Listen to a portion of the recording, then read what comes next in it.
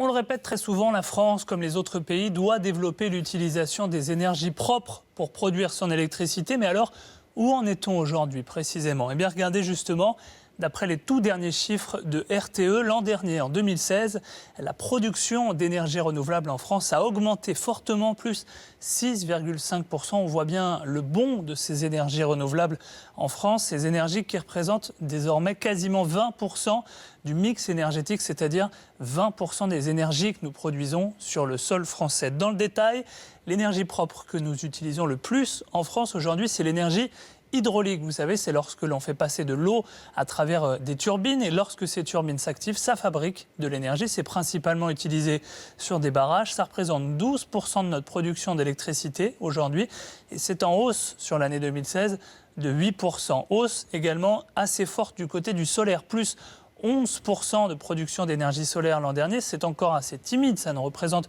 que 1,6% de notre électricité, mais les rendements par moment commencent à devenir très intéressants. Regardez, le pic de production d'énergie solaire, il a été constaté le 4 mai 2016.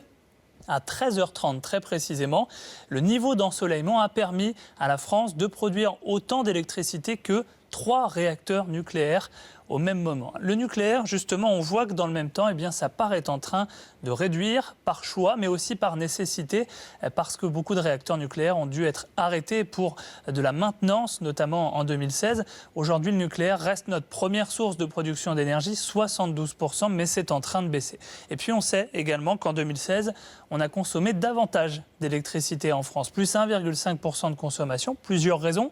D'abord, 2016, c'était une année bissextile, avec un jour de calendrier en plus et donc un jour de consommation en plus. On a également connu une vague de froid importante qui nous a poussé à nous chauffer davantage.